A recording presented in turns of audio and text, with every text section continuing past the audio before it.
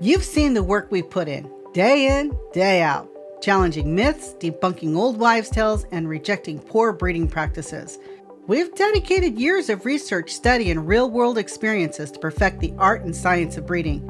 And we do it for one reason: to bring you the best, most accurate information possible. Because you know what? You deserve nothing less. But to keep this mission growing week after week, we need you. If you found value in the Bred to Perfection podcast, please take a moment to rate and review us.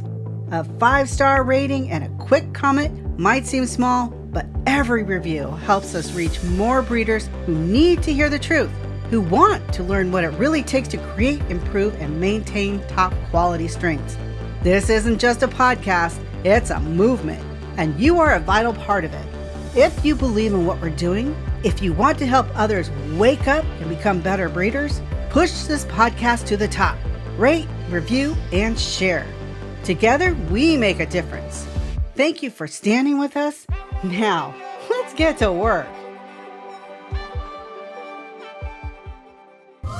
Entertaining, informative, and educational. Inspiring content that makes a difference. This is the Maximus Troy Publications Broadcasting Network. Join the Academy.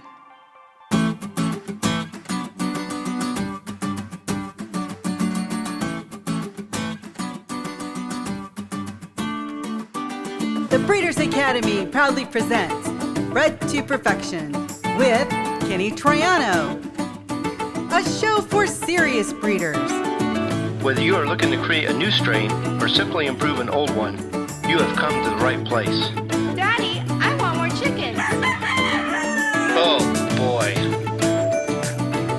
Now, here's your host, Kenny Troiano. Well, hello everyone, and welcome back to another episode of Bred to Perfection. My name is Kenny Troiano, and this, my friends, is the podcast devoted to helping you become a better breeder and taking your strain to the next level. That's right, my friends. It doesn't matter if you are brand new to breeding or you've been breeding for many years. There is something all of us can do to improve our fowl for future generations. Look, this is marriage. You wake up in the morning and she's there. You come home at night and she's there. You eat, she's there. You go to sleep, there. And I know that sounds like a bad thing. But it's not. Not if it's the right person. Then it's good. It's really, really good. I would like a minute for rebuttal.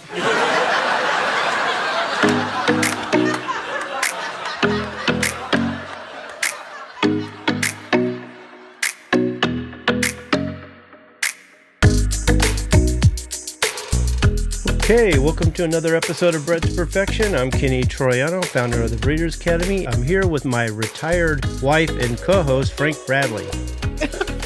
I said that weird, didn't I? Did I say that right? I didn't say that right, did I? My retired wife, Nancy, and my co-host, Frank Bradley. Yeah, it didn't sound right to me. Yeah. I'm not going to cut that out either.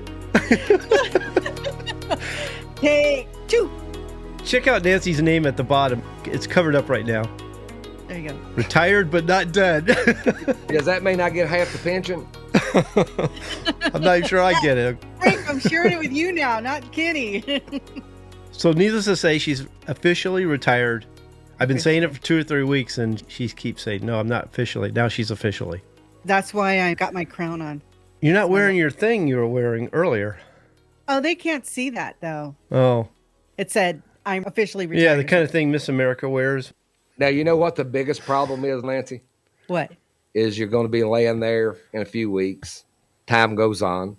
You're going to look over at the clock. You're going to see it's 7:30, 8 o'clock. And you're going to go, oh, crap. You're going to jump up, start putting your clothes on, getting ready for work, and then realize, oh, crap. Yeah. I do that today. I'll get up and be half asleep and like, oh, I'm late for work. Day that we're not working, and then I can't go back to sleep. I've been saying all week, are you excited? What do you think? Can't wait. She's like, what are you trying to do to me? Yeah, so he's been nagging me all week. Not nagging you. I'm just trying to get you excited. You don't look excited. It feels like he was nagging me. It was, are you sad? Are you anxious? Ready for this? Are you happy? it's just a normal day for you. What's going on? I'm like, it's just a normal day for me. So then I get to work and I got the route ready to go. Perfectly fine. Funny. People were coming up and giving me hugs and stuff. And Kenny and Tawny were there waiting for me because the party was about to start because they gave me a goodbye party. So I was pulling down the route and putting it in trays. For those of you that don't know, post office, you get your mail ready in the morning, you put it down in trays and sections, and then you go out and deliver the mail. And so I was pulling it down and I got halfway through my case and I started bawling. It's like all of a sudden it hit me that this is the last time I'm going to perform this function, you know? And so Tawny's videoing me and I'm bawling and I can't see the mail anymore. And I can't see the numbers and the addresses on the letters to make sure it was in the right order. So that was pretty funny. It was wonderful. I miss everybody already, but I'm also very excited to get knee deep into the Breeders Academy, have more time to chat with people inside the Breeders Academy, as well as create more content and take the burden off of Kenny of doing all the editing of the shows. Yes. Because he has to edit all my goofs. That's going to be fun. Yeah, I don't edit anybody but Nancy. Yeah, because it's just me. I'm the one. She gave a great speech. I should play it. It made everybody cry. It was good. I was like, wow. Yeah. Did she practice this? It wouldn't mean anything to the Breeders Academy members because they didn't know the people that I worked with. But still, it was heartfelt. Yeah, Loved it was it. good. Really good. Before we get started, there's one story I want to tell. This is so funny. Is it about me? No, it's Darwin. Oh. Okay. So I'm in here working and I hear the chickens going berserk, but it's a different kind of berserk. I'm like, that's weird. So I go out there and I'm walking the yard and I'm looking around and they seem okay, but they seem on alert. I was like, hey, what's going on here? So I start walking back to the house. I look in Darwin's pen. Darwin's this big turtle. Not quite Galapagos type turtle, but pretty big. And there's no Darwin. I'm like, that's weird. I look over in the corner, there's this big hole. And I'm like, okay, this ain't good. He's off on his own and he's hit the trail. So I start looking around. I'm looking all over the place, walking through the yard. And I'm like, how can a turtle just disappear? And I looked everywhere. I went in the house, got Nancy. I says, you're not going to believe this. Darwin got out. So she came out and the two of us looked forever. I'm like, well, what do you do? Spring wings or something and fly out here? Because I can't see where he would have got out. I finally found him under a bush. You should have seen me and Nancy trying to get this big turtle back in his pen. We started calling people to get help. Nobody was home. I got a bad hip. This thing's heavy as hell. He's 150 pounds easy, isn't he? I don't know about that much, but he's pretty heavy. I can't pick him up by myself. He is strong. I was trying to pull him out of this bush he was in. He was holding on to the bush. So we finally got a tool. I was able to leverage him out, and I kind of pulled him out in the open. Surprisingly, he went back in the show. He didn't run off. It took us a while, but we both got him in the wheelbarrow and then wheeled him over to the pen, let him out. We call him Darwin because of Darwin's turtles on the Galapagos Islands. What type turtle is he classified under? What breed? He's an African spurred turtle. Yeah. Big one. Yeah, you told me before, and I forgot what his actual strain was. Yeah. He's old, too, isn't he? Well, he's not real old. He was 26 when we got him, and he's about 35 now. For a reptile. Yeah. He'll outlive us. They really don't have any sicknesses or illnesses. Yeah. How many? Okay, so let me do some announcements, and we'll get to it. Obviously, this is our live show. Really? Think? We're live, right? I'm alive. Are you alive? We're all live. Okay. This is our live show, obviously, but I don't keep very many shows on YouTube. So a lot of them go on either the website or if you want to watch our audio version of the show, go to Apple Podcasts, Spotify, Amazon Music, iHeartRadio. There you'll get those. Make sure to join the Breeders Academy. You can register today. Once you join, you'll have instant access to 800 pages of information. You'll get the Founders Program, Masters Class videos, Members Roundtable videos, programs and courses, and our complete collection of podcasts and live shows and daily articles. You're going to get expert advice from Brian Reeder on genetics, Peter Brown on healthcare and disease prevention, along with Dr. Gallardo, and coaching calls. Just go to www.breedersacademy.com. We'll be right back after a word from our sponsor.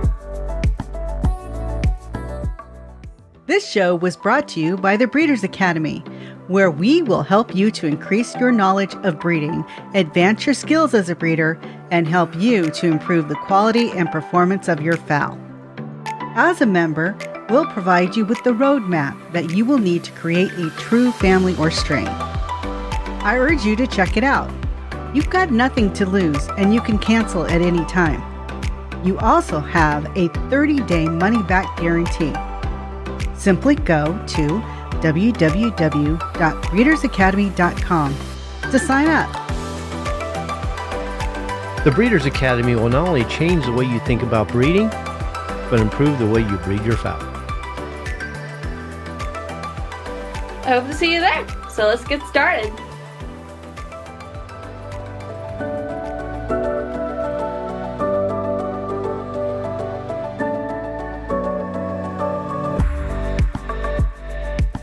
This is going to be a real fun topic, I guess you could say. It's one I didn't want to do for a while. Now, I've heard other people talk about nutrition, and they may get deep into the woods on the different ingredients, but I never felt like the way they were teaching it was a way that the average person can use. If you look at my Maximus mix, it's not like this exactly, but the way I did the Maximus mix is I worked with a couple of nutritionists where I told them, I just want to put together a feed that the average person can mix, who can't go to a mill and get their feed mixed for them, or they can't afford to buy that much feed, because a lot of times you got to buy a ton of feed. 40 bags of feed in your garage, it's hard to store that much and try to use it in time before it goes bad. So we came up with a feed that you could take bags off your average feed store's shelf and put together. And I wanted something that was nutritious, that got the job done, but also looked good. Because I knew gamefowl breeders, they weren't just going to use pellets. If I had it milled and had it done, it wasn't going to be enough. It had to be the right kind of feed, but look like the right kind of feed. And matter of fact, this is what it looks like here. This is the Maximus mix. I've been using it for years. The members have been using it and they love it. But Frank, this feels right. This feels like what they need to know to actually make their own feed. How many times have we saw this over the years, Kenny? People will get birds from a real successful breeder. They take them home, pay a lot of money for these birds, and they don't study up on their nutrition. Then the birds fail as a whole the first breeding because they're not maturing the way they're supposed to be. They're getting sick. They can't fight off diseases. We know for a fact genetics and nutrition go as one, along with the environment. Epigenetics proves that time and time again. If it's enough to change the genetic pool of a strain, it's worth looking into and learning the ins and outs of it to where you can use it and keep your birds healthy. We talk about it all the time in that if you look at epigenetics, and we came up with the three-legged stool for them to find a way to deal with epigenetics.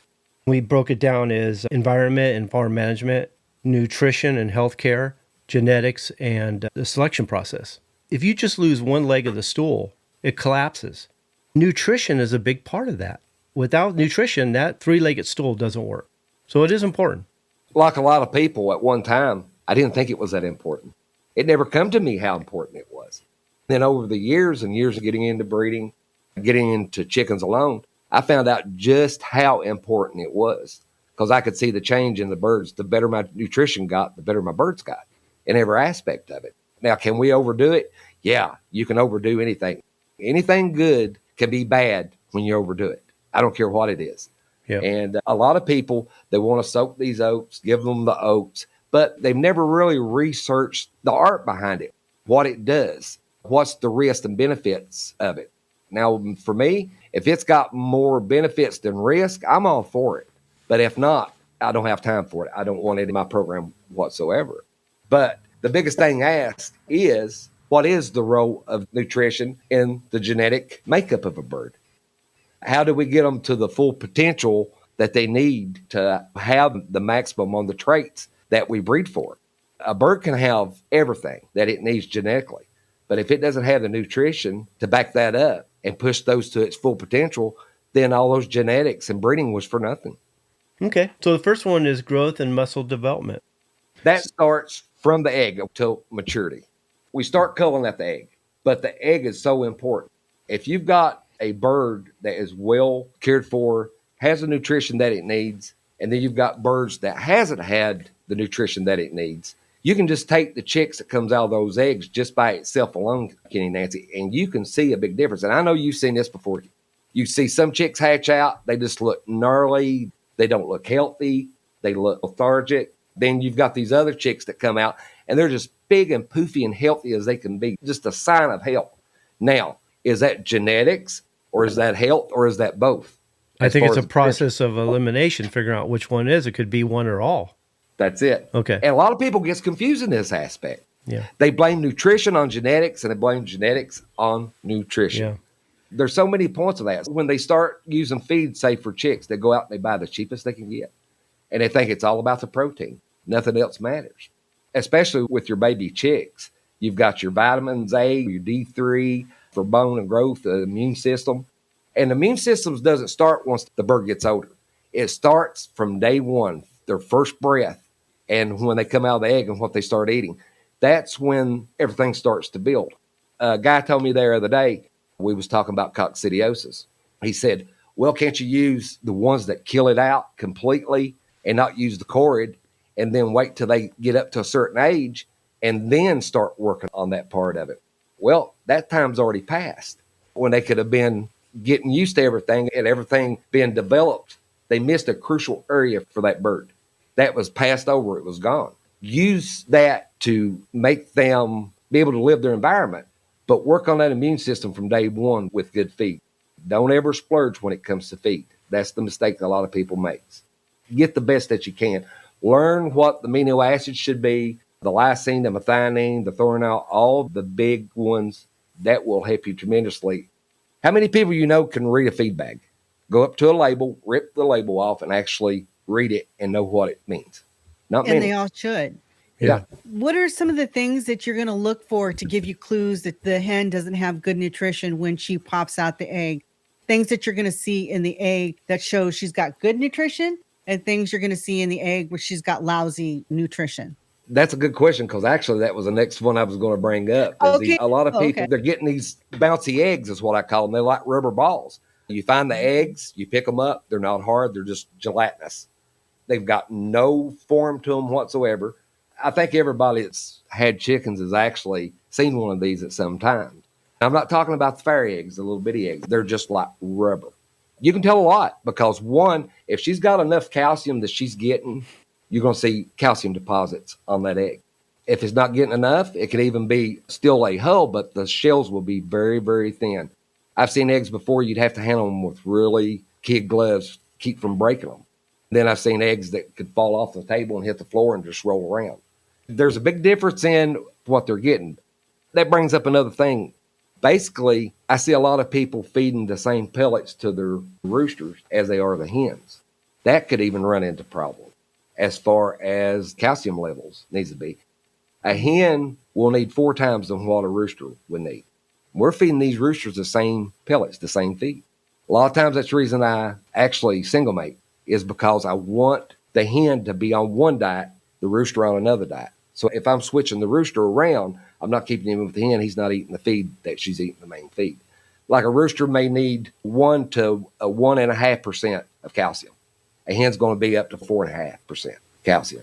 So look how many times over that rooster's getting to that calcium to where he doesn't need it. And we all know what too much calcium can do. It can make brittle bones or soft bones, just like not enough calcium. That's why I think the so-called layer feeds are really bad. They are. Because they're not great feeds in the first place, but they're really high in calcium. It's the worst thing you can give your roosters. It's absolutely terrible because a lot of these 16% feed lamb pellets that you find in your local feed stores, I'm not going to mention any names, is the world's worst for that. They're feeding these to the roosters, and the roosters do not need that much calcium whatsoever. And a lot of your supplements that you're getting these days, same thing, loaded up, too many vitamins. That's another thing we're going to be covering too, as far as different diets. Meat chickens is going to be on one diet. You can't feed gamefowl and domestic chickens all the same. Whatever you're breeding, you need to check and see what's regulated for those birds itself. In other words, if you've got meat and egg chickens, you don't want to go to the store and get gamecock feed to feed them. It just does not work that way. If you just have layers, you're just a backyard chicken raiser and all you're raising is a bunch of laying hens for the eggs, would it be okay then to just feed them layer feed? Okay, so that would be okay. Yeah, with no cockerels in the mix, would be fine. It'd be really bad for roosters and baby chicks. That's the main thing. Or they lack protein. Now, a lot of people, they look at protein, and if it's at a healthy protein, that it's okay. But there's so much to it than that. Your essential fatty acids needs to be where they need to be. If your essential fatty acids is right there where they need to be, your protein doesn't have to be so high. But the lack of protein, you're going to slow growth. It's going to have weak muscles. The lack of calcium, we've already talked about the brittle bones, the thin eggshells, even if it has an eggshell on it. And then if you've got it too much, then you've got obesity problem. You're a breeder and you're going to incubate some eggs, or you're going to have the hen brood out to get baby chicks. Would you say that it's important that the hen has really good nutrition? Because when she lays the egg, all her nutritious value is in that egg for the chick to eat as it's growing and maturing inside the egg. Yes. So would you say that it's like super important that they're on a really good nutritional program? Well, one thing it's going to do, Nancy, if she's really healthy, it's going to maximize the rate from which that bird takes off and grows. It's going to make all the food in that egg for that chick to live on that 21 days. It's going to maximize its chance of good hatchability. It's going to take off a good step on its immune system from the mother and the growth rate. That's how it should be done. That determines that baby's first 5 days. Now, if it's the other way around, then the chick's going to come out lethargic, not develop properly. They're going to get trampled on by the ones that's in a little bit better shape, that had a little bit more nutrition. But yeah, I think the first 5 weeks of any chick is so important. 0 from a chick to 24 months old is very important, but the first 5 weeks of that chick's life is so important.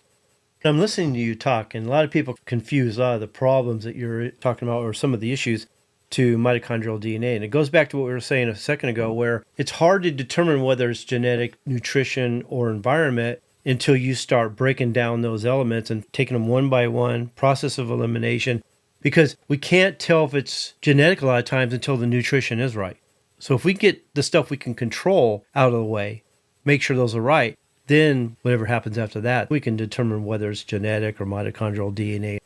So it's really hard to judge things like genetics if your environment or your nutrition is not right. So you need to make sure those are right.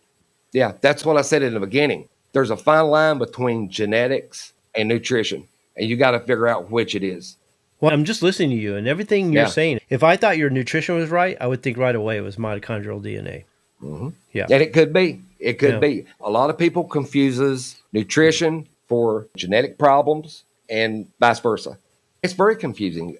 Like Kenny said, you have to figure out which that it actually is. There is one way to tell, though, and we talk about this all the time. If it's all the birds, then we can tell it's usually nutrition. If it's just some of the birds over here from one family, but not the other family, then it can be genetic. So that's one way of telling. And to further Nancy's question there, without having the right levels of methionine and your omega-3 fatty acids, your yolks of the eggs is going to be completely off. They're not going to be as rich. When you break that egg open, you're not going to see a healthy yolk. You're going to see a pale yolk. You want the whites to be about a 1/4 inch in height, and you want that yolk to be nice and large and bright red and standing up probably a good 1/2 inch at least. That's fuel for that chick. That's that chick's development. And if they don't have it in the egg, there's nowhere else they can get it. One of our members, I saw him in the group chat on the Breeders' Academy group page. They were all giving him really good advice, but he's having a serious problem with his chickens are eating the eggs. And they're like eating all of them. He can't get them fast enough. Some people were kind of mentioning, well, maybe your shells were too thin. Well, that could be it, but I'm going to tell you something. You know where these chickens eat eggs, the real reason? Because they taste good. Once they get a taste of them and they know where that taste comes from, it's hard to break them. I had a buddy of mine call me the other day, and he was having the same problem.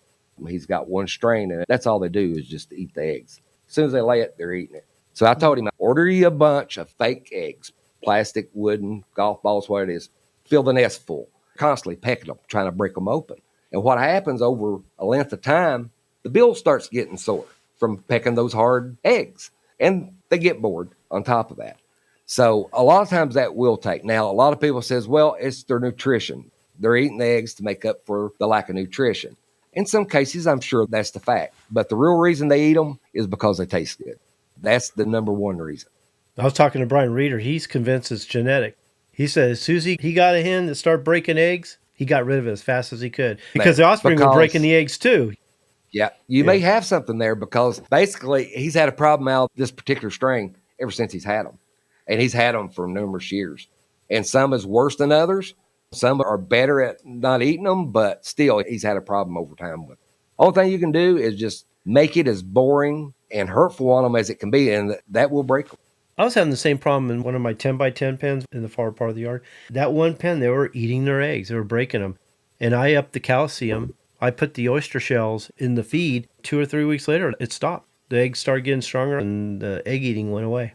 Well, now that you mentioned that too, Kenny, another thing, and I had a lot of people that's been calling me or messaged me and asked me about this. They're adding calcium to their hens' diets, but it's not helping the eggshells. What they're not doing, they're not putting the phosphorus with it. They're only using the calcium. When you're doing that to get the maximum potential out of that, you've got to have the two to make it work. Don't you need vitamin D, phosphorus, and calcium at the same time? If you have all those put together, you've got it great. But one can't work without the other. Just can't do it. That's like the biotin. It's one of the best vitamins out there. A lot of people doesn't use it. It's a water-soluble vitamin, and it helps break down the fats and carbohydrates that our birds eat. That's one of the few that I will go outside and use with my birds as far as vitamins. They've still got to have the vitamins, but with biotin, it just allows everything to be broken down.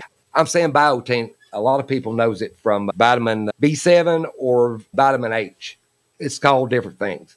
But with the amino acids, and we've got 9 different amino acids, I'm not going to cover them here, like methionine, lysine, threonine, those.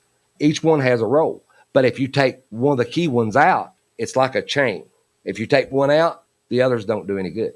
So if you've got them all lined up the way they need to be and fermented, they will work. Let me ask real quick what you think about this. I mix in all my crumble and bird feed about half and half. I've started backing off on the game bird, and suddenly I've got egg eating problems. She says, needless to say, I've bumped the game bird feed back up. Now, once again, if your nutrition is off, they will find other ways to get it. That's just like if you have them free ranging. You can basically feed them a low protein, a real cheap feed if they're running out. But now if they're caged, it takes a way better nutrition for them if they're caged bird. We talk about building immunity through selection by getting rid of the sick and breeding to the healthy, but vitamins have a huge impact on that. You know, I don't want to give my birds anything that I don't have to give them. For one, it makes it cheaper and easier. That's less work that we have to do.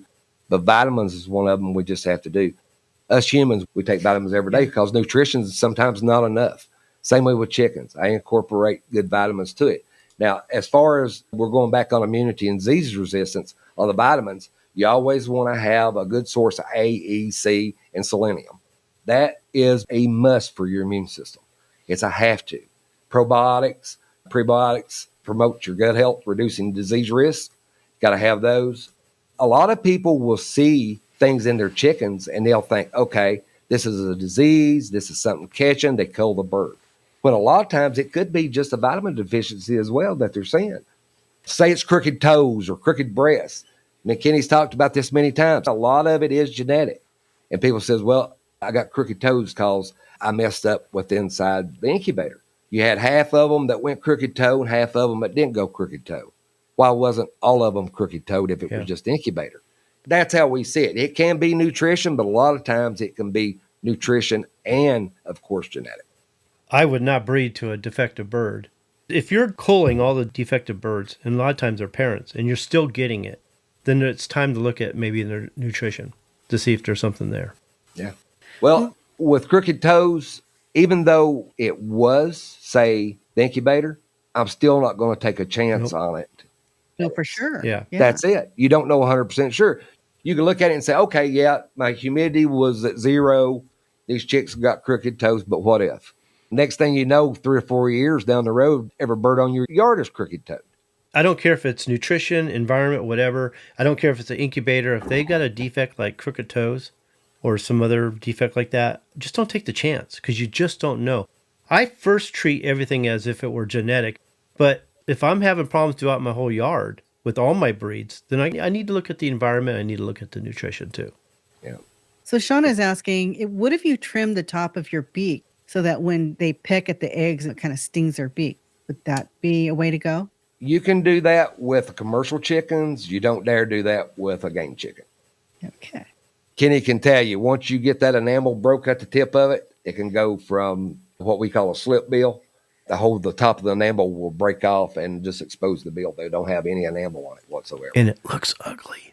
It looks terrible. Now, I know it's big in the domestic world. They've even got the clippers where they take and clip them off with it, or the hot soldering irons that burns them. But I've just never been a big fan of that. I've seen a lot of defective bills make it hard for them to eat as well. Yeah. So, yeah. Okay, so Kiko is saying, speaking of a profound experience of a natural diet, I recommend feeding quality poultry, all flock pellets and grain mixes, plus incorporating their natural diet, such as grubs and lizards. I'm a big fan of all flock. I've been using it for a long time. It's my base feed. I mix other things in there too. But all flock, to me, one of the best feeds on the shelf today. I just recommend you serve it fresh because it doesn't store very well. Out of all the feeds out there, I always recommend all flock. It was recommended to me by one of my mentors. I was hesitant, like everybody, especially gamefowl breeders who look at the cover, the bag, and it has everything but gamefowl on it. They have turkeys, ducks, chickens, they have everything on there. And I was hesitant, but when I got it, it looks good, smells good. It puts the best flesh on my birds. It's one of the best feeds I think are out there that you can buy on the shelf. 3/4 of the feed formulas I do for people that contact me is with all flock. And usually the problem is they're not feeding enough of it. They get it and they mix all these grains in with it. And usually they've got the protein down so low in it that you really can't get anything out of it. Look at that. Yeah. That's half pellet. Yeah. It at least has to be half. With all flock, I recommend at least 3/4. If you go under half, each grain you add to that, you're watering it down. 3 to 1 is a good ratio. It's what I recommend a lot of times because I do want to make sure they get enough all flock in it. Yeah. The only thing that gets me is where it's only 2.5% fat. I like a little bit more fat. I like a fat around 6%, but we can make up with that with other things like the oil that you use on your feed. You can bring the fat up a little bit by small things of that nature. But the biggest one I get is feathers. The plumage not looking healthy as far as moat care or just feather quality in general. And without good nutrition, you're never ever going to reach that. You've got to have a really good fat. You got to have methionine, the cysteine, and the biotin that I was actually talking about earlier if you want a good plumage. But your nutrition still has to be there. Your essential fatty acids still have to be there. That's a big for your plumage as well. What about oil for feathers? The two that I usually recommend is soybean oil, the olive oil. Yeah. But olive oil is much more expensive. Now, you've got people out there that want to use cod liver oil. They want to use wheat germ oil. A lot of those, you got to watch out. Just like we had a question there last week with the wheat germ oil. It's very high in vitamin E. So each time you're feeding that, you're putting tons of vitamin E in them. With soybean oil and the olive oil, you don't get that. You can feed pretty much as you want to feed them. But it's crucial. It cleans your feed up, makes your feed look beautiful. Now, I'm not talking about soaking your feed. Don't soak your feed. It just takes just enough to clean it up to make it look like it's clean. That's all you need. Yeah, in a bucket, I just pour just a little bit. I use 2.5 cups in a 50-pound mix. So it's not very much. Some feed's a little bit dustier, so I'll use a little bit more oil to help clean it up and to make it look better.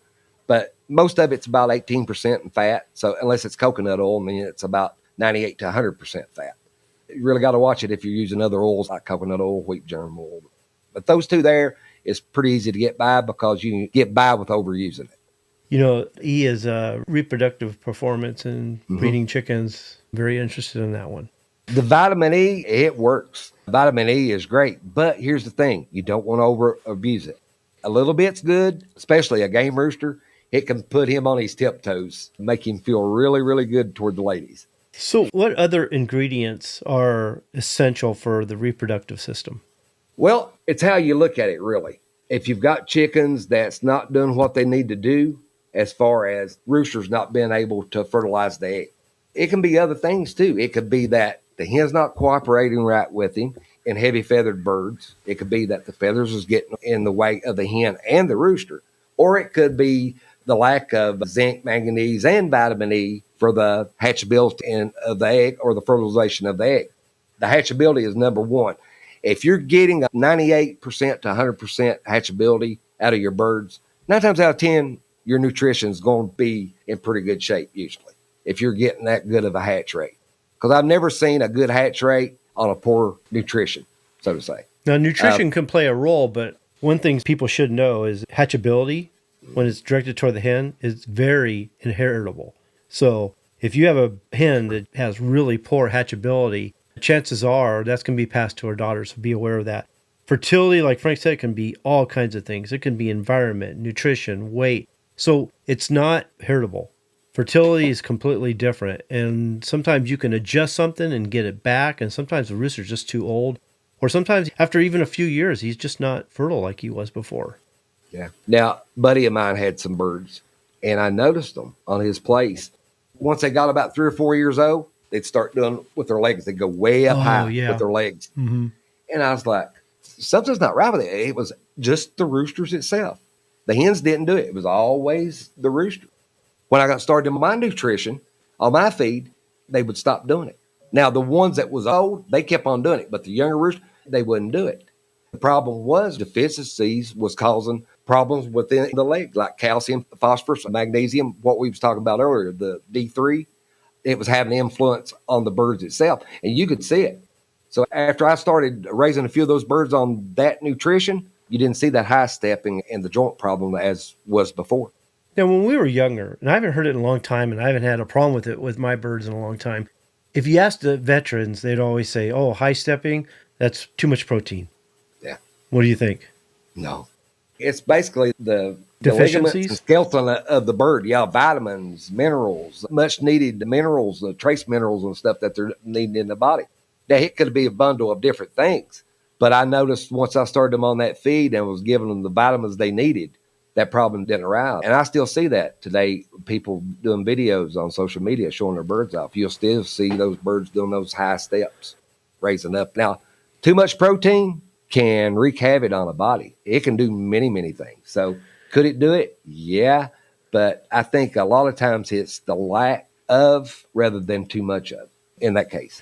If you're giving too much protein to your roosters, is there a way to bring them back down off the protein and get them going okay? Or is it like sometimes when you have crooked breast bone, the density of the bones and the calcium, you can't really bring them back from that? Well, it's depending how long they've been on it, Nancy, how long they've been fed that. It can wreak havoc on the body. Say you're feeding very, very high protein, say 30% or 25%, somewhere in that neighborhood. The kidneys can't process it as much as they need, regardless of how much water they got. So you're going to have problems with feathers falling out, burning the feathers out of them, so to speak. Feathers drying up on the chicken, look like they're getting ready to molt in the middle of the winter. Kidney failure, organ damage. Can you come back from that? Or is it like too far gone? Just depending on how long they've been fed that particular high protein. If it's early on and it's not been that long, yeah. But if it's been, say, for instance, 2 years or longer, no. If they're still living, it's already done its job. It's a done deal, it's harmed a bird, yeah. Okay, I got a question here. Now, maybe some breeds, some domestic breeds, especially when you're dealing with dual purpose, maybe meat birds, but birds like the lightweight birds, leghorns, American games, there's some people that are promoting early growth, quick growth, faster growth by upping certain ingredients within the nutrition. They're trying to speed up the growth rate. I know for American games, that's like a really bad thing. You don't want to speed up the growth rate. You want them to grow at their proper rate. You don't want anything speeding it up unnaturally. You want them to do it naturally. Because when I've seen that happen, it's like they're almost deformed. The balance just goes away. Their skeleton is not right. Their proportions are not right. Their conformation type is wrong. They have more meat or muscle where they shouldn't. It just changes the shape of the bird. So I believe that promoting early growth by changing the nutrition is really bad. Is that the case with all birds, or is that just certain birds?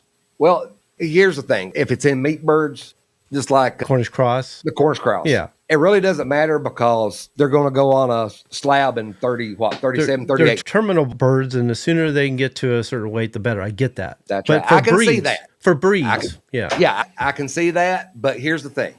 There were studies done on that, Kenny, that I've read the articles on them. And what happens, especially like in game birds, laying chickens, birds that we keep around for long periods of time to get the maximum use of. High production birds, too. Very high production birds. And even gamefowl. Certain body parts would grow faster than the rest of the body would. Yeah. Could be the legs, the wings, the neck, the head.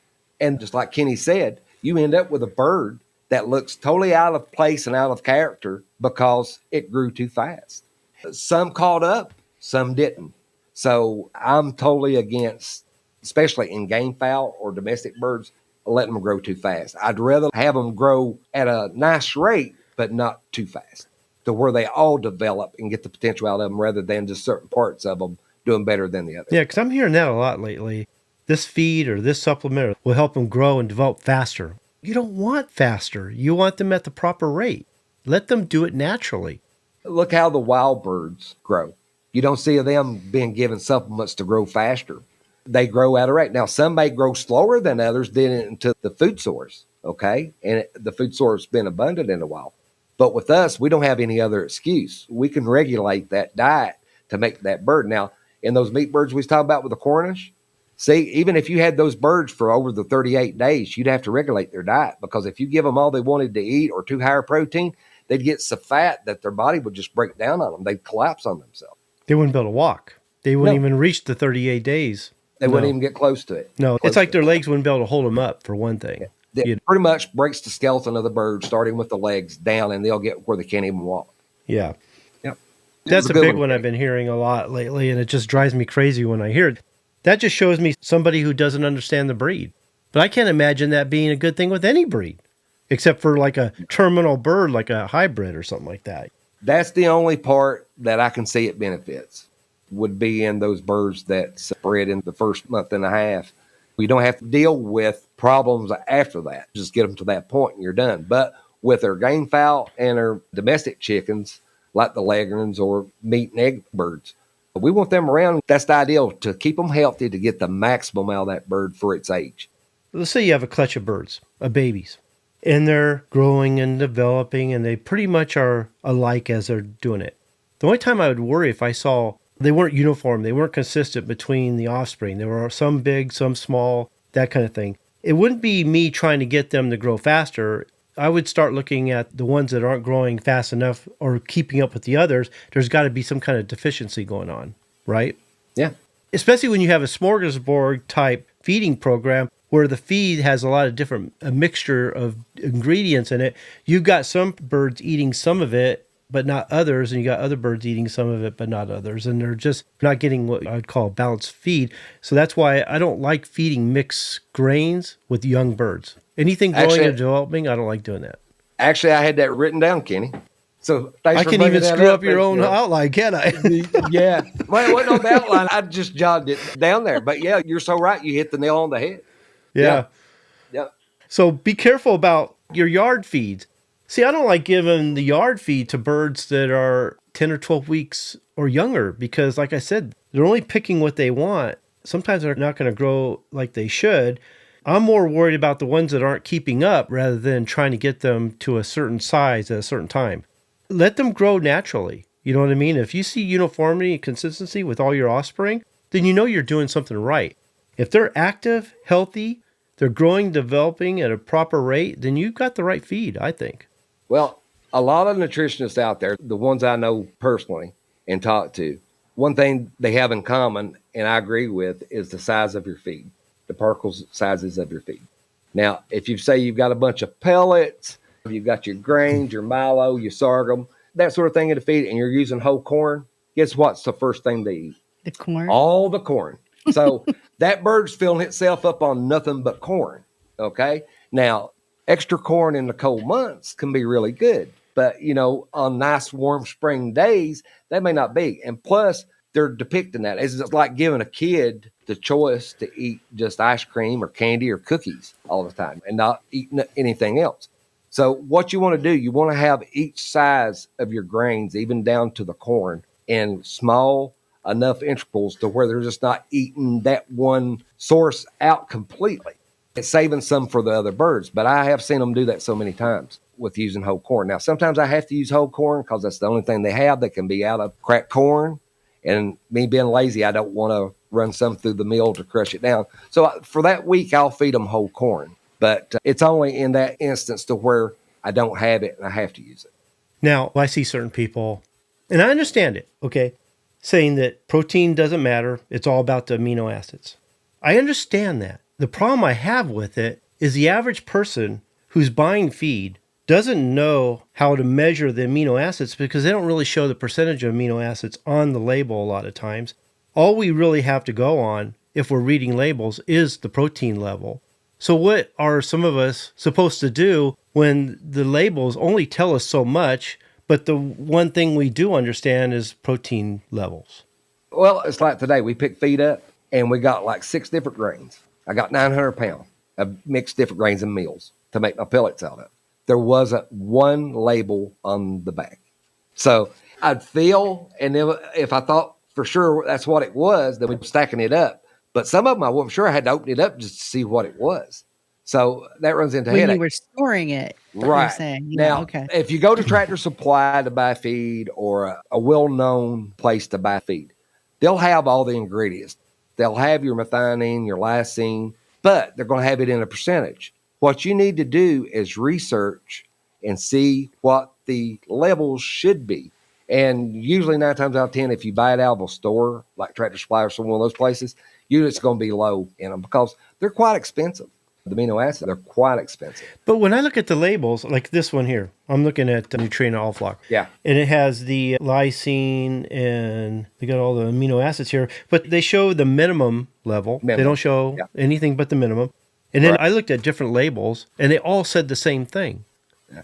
So if that's the case and we don't understand it very well or what that means or how to measure it, we're not actually getting our feeds mixed, then most of us have to go by the protein level. What else are we supposed to do? There's a big difference between a 16% lay pellet versus a 20% lay pellet. We know that. Well, see, the thing about it is, though, Kenny, and this is what I try to get through to some people.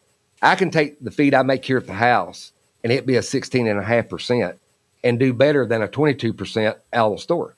Because of everything else you have in it. Exactly. If I've got all the other trace minerals and amino acids and everything at correct levels to where it should be, and usually if it says minimum, maximum, I'll put it in the middle, whatever that may be. I try to go to the middle. I try it for 3 to 4 weeks. I see the benefits of it.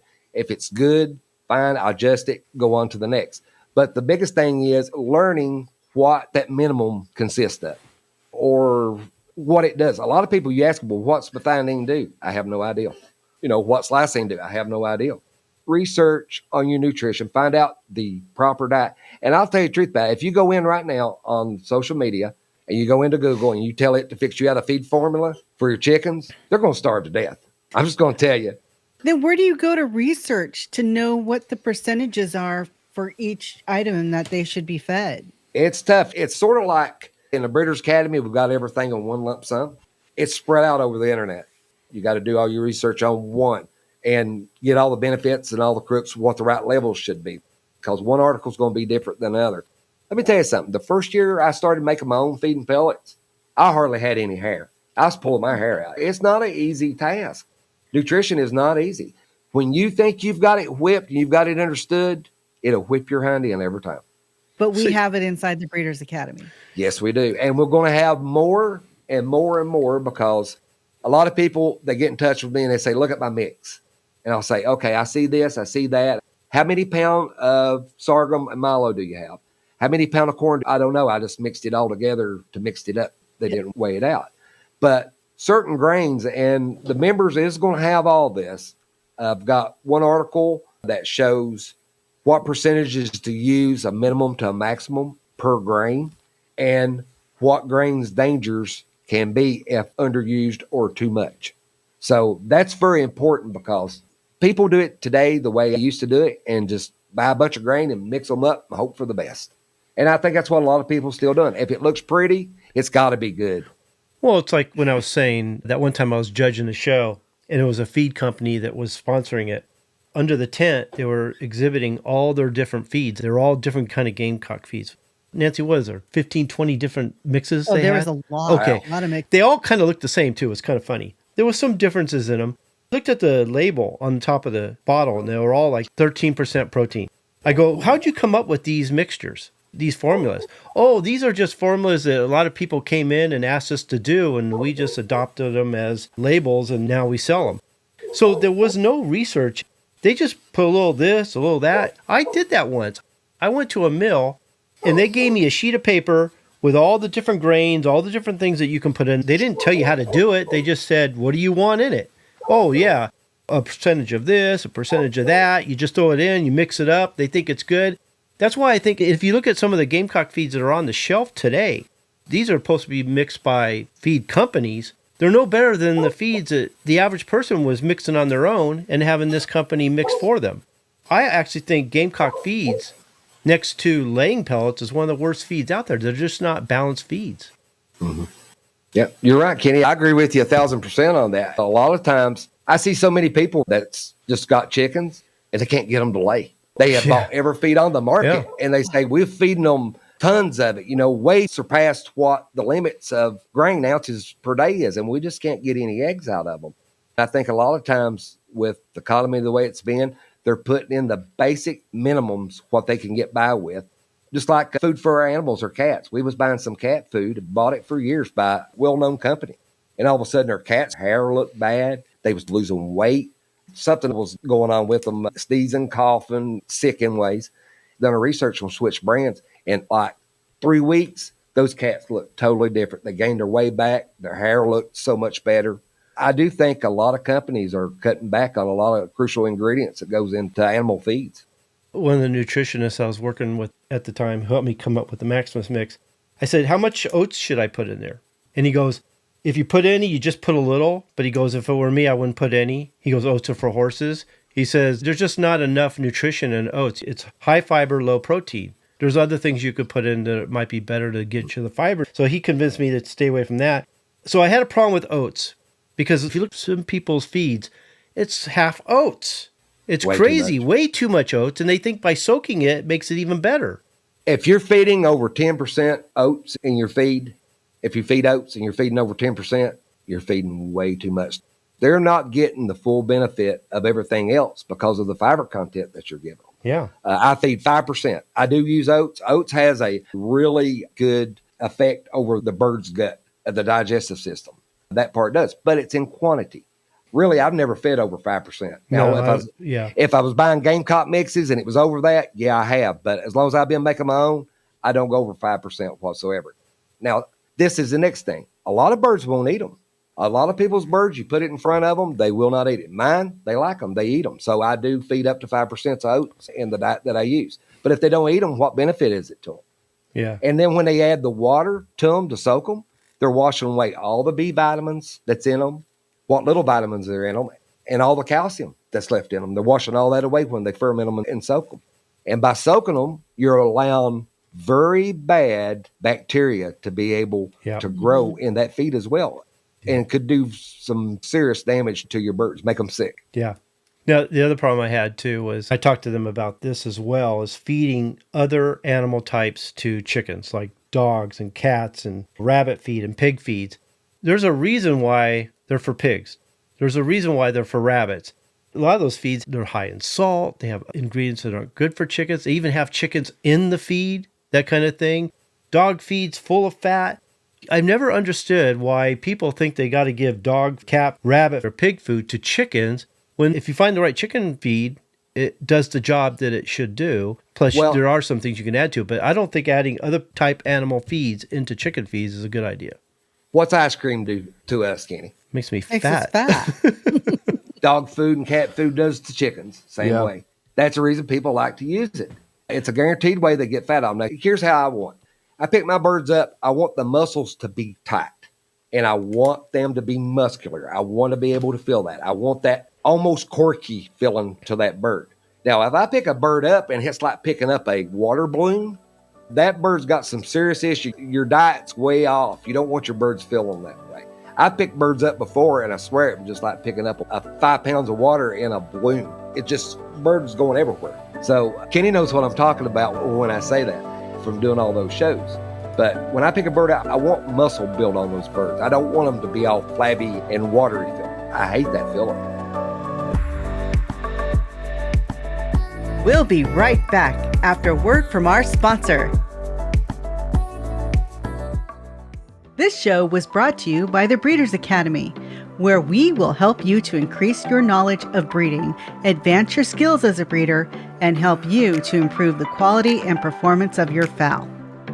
As a member, we'll provide you with the roadmap that you will need to create a true family or strain. I urge you to check it out. You've got nothing to lose, and you can cancel at any time.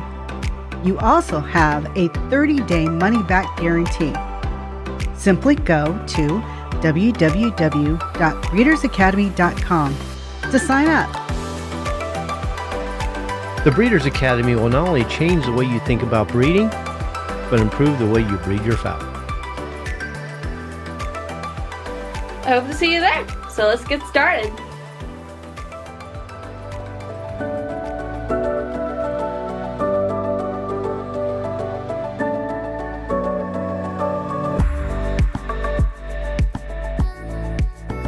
Now, for ours brothers, he's asking what fish oil does to birds. It's mostly the omega-3s and stuff. It is a complete health function of itself. You've got heart health, immune function, you got skin health, you got other benefits that it can do, even right down to improving the bird's mood. Seriously, they've done studies over this. It's a brain function. It helps with the brain as far as the thinking. What doesn't it do? It's the ultimate one, but it's something that you don't want to put on your bird's feed every day like you would the oregano oil or olive oil. It's something that you would use once in a while rather than every day. Yeah, it's like us. My doctor said I can have fish a couple times a week, but not more than that. Same thing. Anything in quantity is good. Anything in high volume is bad. I don't care what it is. It can be something that is extremely good for you, but if it's in extreme and you're overdoing it, it's going to have bad implications to it. Yeah. So do you want to talk about the nutritional limitations on genetic potential? Before you get to that, let's see if you guys have an answer for Jason. How many square feet would a chicken need access to in order to not need feed? So I guess what if you're just free ranging? Yeah, if you're free range, it depends on the bird. Now, my chickens, I still feed them because I'd rather them have it, not need it, than need it and not have it. But it's depending on what time of the year it is, what is available for the birds. That's the big catcher. Yeah, it's right like there. when I let them free range, I still give them feed in the pan that they have access to. I just make sure I go pick it up before it gets dark. And then they eat what they need. A lot of times they get what they need around the yard, but it also keeps them in the yard. So Now, mine, what I do, I've got several stations put out. I've done this so long, and I know about how many chickens I got, and then I see what they eat at the end of the day, because I don't want to leave feed out overnight because you get the possums, the skunks, the rats, the mice, and then that's disease in its own self. You're baiting in other predators. But the main thing is do different stations. Don't do just one station or two stations, because you'll have birds that guards that feed and fight the other ones away from it. So that's a no-no in itself. Yeah. So I've got several fenced in within my lot. That way they can't guard all of them at one time. Oh, you'd be surprised. We had some Egyptian Phiomas, and we had like a half a dozen pans all over the yard, and they guarded every one of them, man. They were incredible. Some of them will do it, and some of my games will do that, especially the hens. They will stay right there at that feeding station, and if a bird comes in their territory, tries to eat, man, it's on. This is something that Lee experienced. If you don't feed them, they will start to change, becoming more lean looking. I've seen layers change slowly, starting to look more like leghorns in the body. You know why? Why is that? Epigenetics. They change to their diet. Whatever they're eating is what improves them or disproves them, pretty much, whatever they're feeding on. Now, like here in the spring right now, the insects are starting to come in.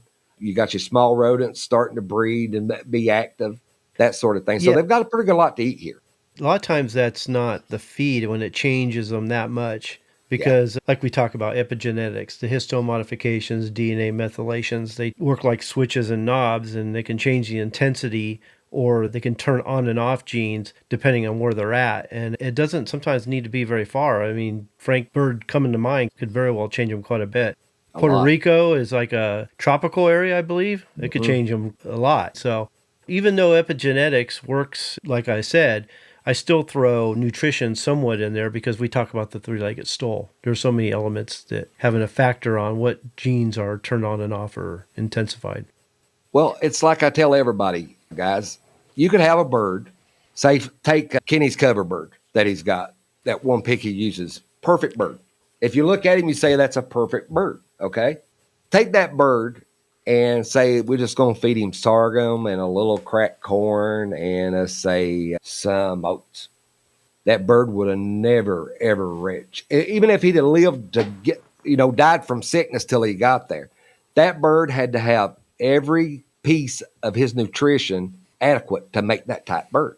Because even though it was in his genetics, if Kenny hadn't fed him a proper nutrition, he'd have never, ever made that type bird that he made, ever. I believe this is what Leah is saying. If you're just free ranging them and you're not giving them the proper feed mixture that you would in a pen, they do slowly change. Yeah, for the worse. It doesn't change that bird. See, when we're talking about epigenetics, it's changing the offspring that are produced from him, not him himself. If it's changing him, then that's more nutrition than epigenetics. Epigenetics is going to show itself in the offspring, not him. Yeah, but I mean, that's exactly what he's saying. If you're not feeding him a proper feed and you're just letting him free range for all his food, the bird down there are slowly changing. They're getting leaner. They're just losing weight. Thinner. Yeah, they're just losing weight. Yeah, they're losing their condition. That's all. An old guy once told me, was the guy that took me under his wing. He worked with my dad. His nickname was Rooster. He loved chickens. I was asking him about feed questions, this, that, and he had mallard ducks. And there was a female over to the side of the barn, and she'd started sitting on some eggs. And I had only been there a couple of days. I was asking him how nutrition was so important for chicken. And he said, when one's in really good health and he's at the right weight, I'm going to show you something. He said, take that duck, pick her up, and throw her in the air. Throw her up as high as you can. So I went over and got her and threw her up. And she went up 6-7 feet, and she just come floating back down, kind of landed rough. She'd done already hatched the babies, and she was sitting there, and the babies were around her. And he said, remember that duck couldn't go up 6-7 feet and just come back down? He said, watch here. He picked her up, threw her up. She went out of sight. But she'd lost all that weight and everything from sitting on those eggs. Before, when she first went on, she couldn't even fly. And after she got her weight down, she could fly like a wild bird. That's what I'm seeing from some of the feeds out there and some of the supplements that are out there. We're seeing it from our members quite a bit. They're coming to us and they're saying, what's going on with my birds? They're getting sick. They're not looking good. They're losing condition. They're losing muscle. I hear that so much because they're relying on those supplements instead of just making sure the feed is right. They're not putting their attention on the right place and thinking that the supplement is some kind of magic dust. We hear that a lot. Oh, tremendously. Yeah. And to go back to Nancy's question she asked me a while ago about high protein, Nancy, if you want to take a bird, especially a rooster's breast completely off of him, feed him a high protein and he'll lose every bit of his breast. It's just like it dissolves away. Really? You would think that would be completely opposite. Yeah, what they're doing, they're not burning the carbs, they're burning their own fat. So that's your big difference between the two right there. And a lot of people doesn't see it. And Kenny's right. I don't know how many I've got, how many Kenny got, that they're getting supplements. Yeah, in their feed, and they're getting their feeds way too hot. And when I say hot, I mean higher protein.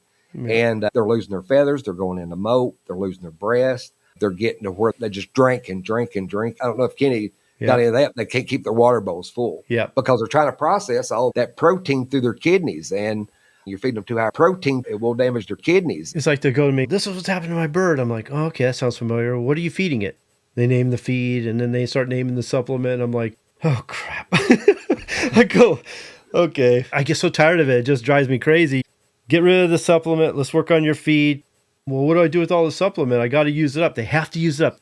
I said, okay, if you're bound and determined to use it, use half of it and don't use it every day until it's gone. And let's see how that works out. But you need to improve your feed. You need to get that weight back. And I tell them too, that muscle might be gone. Now, that's not going to affect the baby chicks. You can still breed them if they'll still breed. Hopefully they're still fertile. But we need to get offspring from them. You might have to get rid of the parent stock. We may have to get offspring on the ground, depopulate the parent stock, and bring up the offspring. And hopefully we're okay. Because it's not going to affect the offspring, but you did mess up the parents. Because once they lose muscle, Frank, they don't get it back. No, they'll never be their full potential again once they lose. That's a studied fact. They lose that breast, they're gone. It's done for. What level is considered too high as far as protein goes? Technically, anything over 22%. Me, myself, I don't go over 21 and rarely ever make it to that. I'll go anywhere from the hot summer months when it's real humid here. I'll drop it down to about 16.5%. Now, that's when they're not been as breeders. That's right before the moult, and it's not that high. But to keep them going, I recommend about 18% feed to keep them where they need to be. Now, by using that feed, you've got to adjust it to where you can't feed all of them the same. Some's going to get fat, some's going to be too thin. So you got to pick those birds up every once in a while and fill them to see where they're at and adjust your feed accordingly. A lot of people doesn't do that. Just throw feed into them and go on to the next one. Let's go the other way. What about lack of protein? A lot of times you can get the same thing, Kenny, no egg production whatsoever. How low we're talking about? Well, no, I'm looking at your nutritional limitations. It's opposite of what that one question was on considering what's too high. I'm thinking slow growth. Let's talk about the growth and development. Oh, yeah. Usually, if it's tremendously low, a lot of them, they're lucky if they get out of the egg. If they get out of the egg, that's still a problem. They're going to be weak because of lack of nutrition inside the egg that the hen had laid. So it's a downhill road from there. Like I said before, the first 5 weeks of a chick is so important. Every day up to 24 months is important, but the first 5 weeks of that chick's life is so critical. And starting out that way, Kenny, by its mother being fed low protein, let's say it's 11%, or they're just feeding them cracked corn and she was lucky enough to lay an egg that got hatched. That chick's got a hard way to go to make it. Even on good feed after it comes out of the egg, it's going to take a while for it to catch up. It's going to be playing catch up before it's ever hatched. What about balancing the feed when we're talking about a certain amount of protein versus grains, because we're balancing the proteins with high energy feeds? So how do they know how to balance it? Well, that I was saving that for the members. Okay. I had that basically down for the members. Yeah. Okay. Okay, Yeah, we're going to that's what save I'm that at. one. Yeah, What do you guys it was. think about in P1, mostly 16, 17 crude protein maintenance? I like it. Now, I'd like to see the rest of the feed, but as far as protein, yeah, right there. 17's good. Like I say, I like 18 myself, but that's a little bit more tropical area over there. So 17 would probably be about right for him. As far as a maintenance feed. Now, in the mold, you want at least an 18 to 21. I wouldn't go under 18 in the mold. I would not. Okay, does 22% go for all breeds? Here's the thing. If it's high in fat, low in fat, a lot of things go with that part of the aspect. I'd like to see the rest of it. But 22%, it's just too high. It's not needed. I don't even think it's needed in the moat. A lot of times, if you got your nutrition where you want it and where it should be, a good 18% is going to do you all the way around for your birds. Even in hard breeding season, it's going to be okay. Now, if your fertility is not there, if your hatchability is not there, yeah, go up, try a higher protein to see if that helps you. But really, a good 18% whole feed, you're not going to go wrong with it, especially with Gamefowl. So if they're dealing with like gamecock feeds, they're probably dealing with lower protein, lower calcium, most certainly vitamin deficiencies, right? So they're not managing their energy levels either. So, well, that's the thing. Your carbs is going to go to sugars for the muscles as far as to get you the energy you need. But a lot of people, just like in cold weather, Kenny, here, where it gets down so cold, they think protein is what they need. They up the protein in cold weather, or they add a little bit extra corn. Now, the extra corn is good. That's a good carbohydrate that helps in the cold weather. But the protein burns away so fast, where fat and calories stick around longer. So therefore, it lasts longer. It works better for the bird. If I didn't have the fat and the calories in my feed here in the wintertime, you see my birds, the stags I had with the big straight combs, we got 25 below here, and I had a few, maybe just a little bit of frostbite on the tips.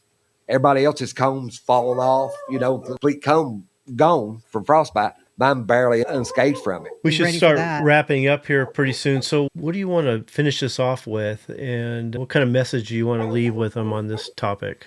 As far as your feeds, don't overdo it with proteins. Make sure that they've got the right fat. Like I say, a lot of your gamecock feeds is low fat because a lot of people doesn't want the fat. But with 2.5% fat, you can't get that real pretty, shiny, healthy plumage that you want.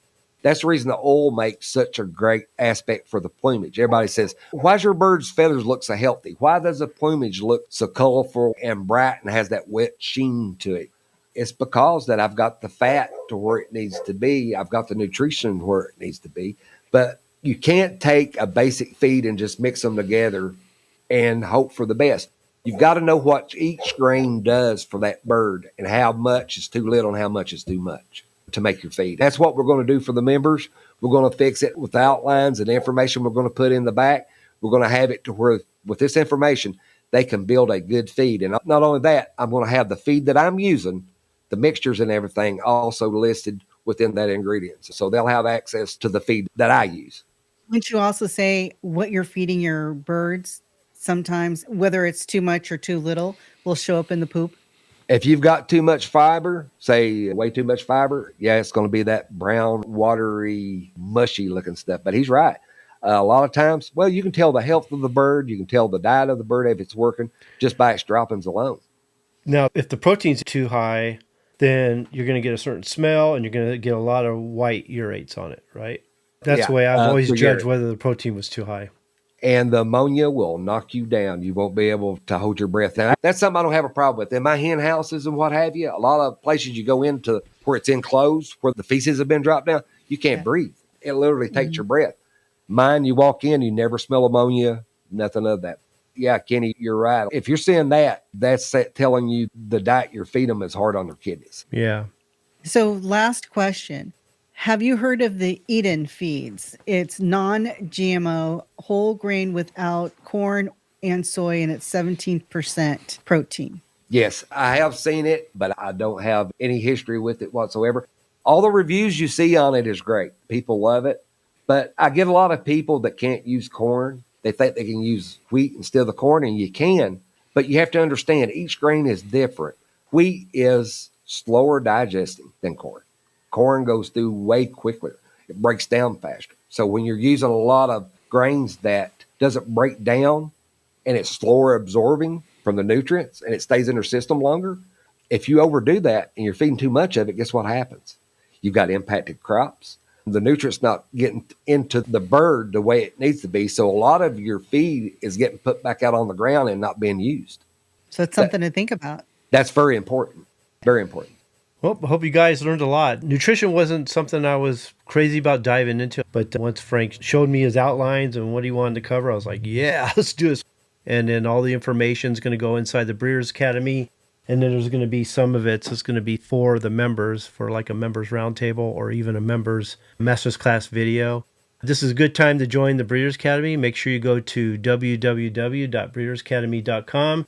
Like I said, there you're going to get the Founders Program, the Master's Class videos, the Members Roundtable programs, courses. You're going to get Brian Reeder, Peter Brown, Dr. Gallardo. There is where we do the coaching calls. Go to www.breedersacademy.com.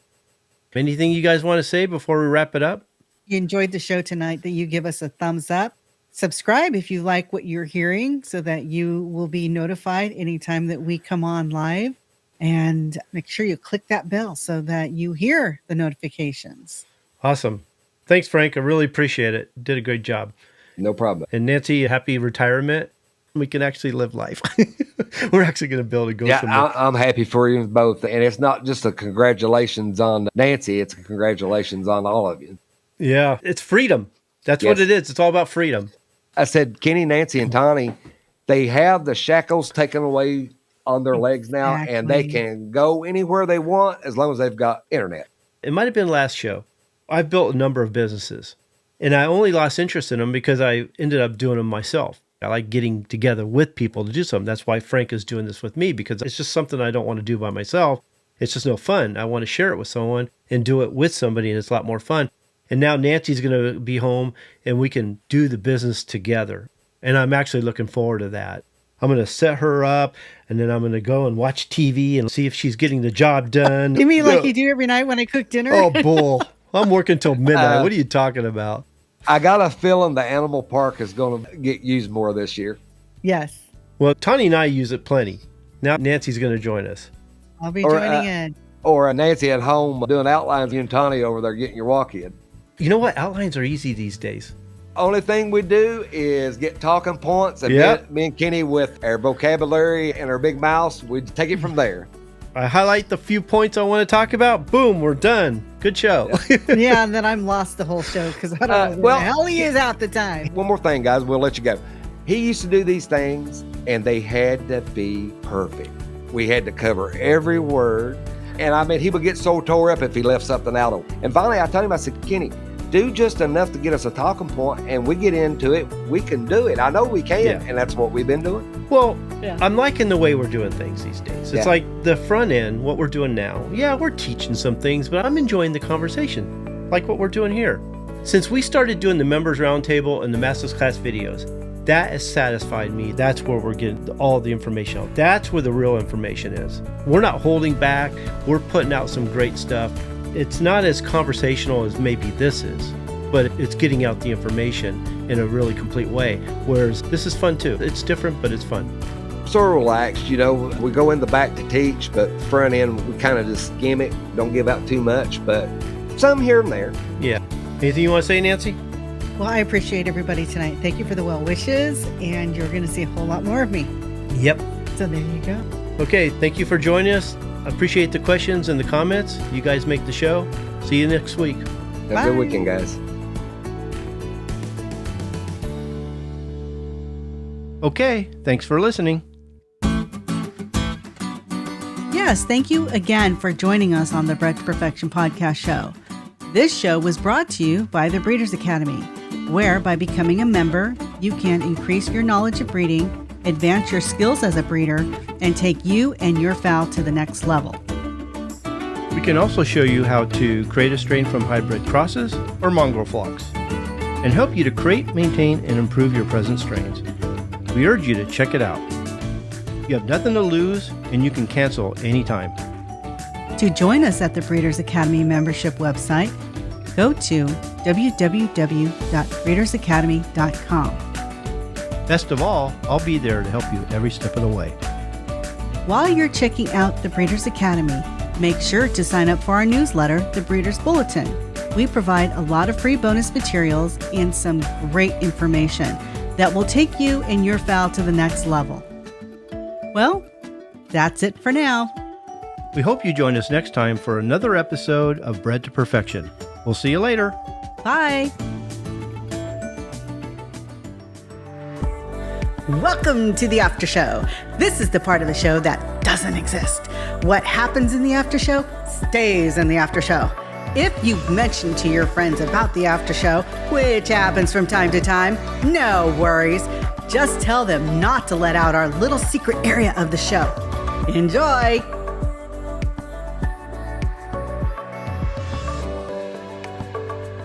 It's funny, the breeder sells them unrelated birds. They could have already been crossed, whatever. And the guy who buys them takes them home, like you said, he breeds them. And they're bigger, better, faster, stronger, smarter than the parents, okay? They have all the attributes that you're looking for.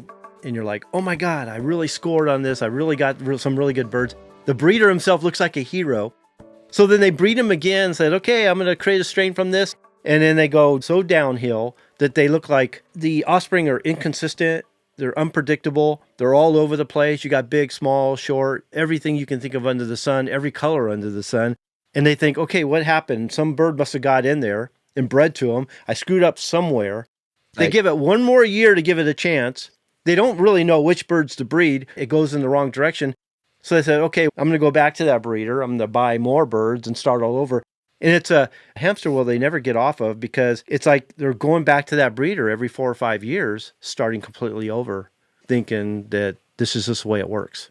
Yeah, because they want birds that's going to produce birds like that first mating they done. And they got the terrific, bigger, stouter, stronger, just more beautiful birds, better in every way.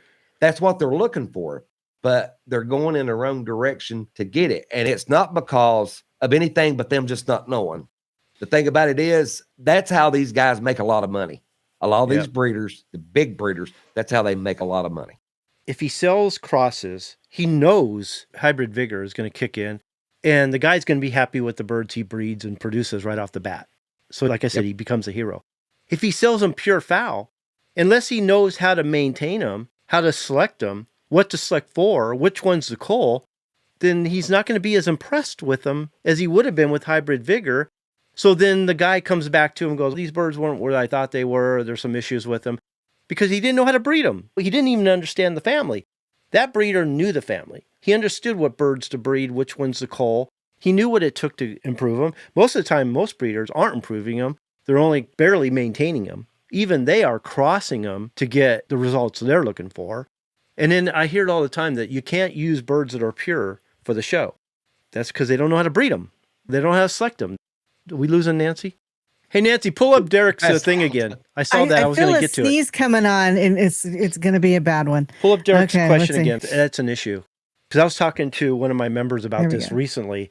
He's saying, all I see is crossing American games with A-sills. He doesn't get it. I don't get it either. And that's the big thing nowadays, is everybody's thinking that the best crosses are A-sill crosses.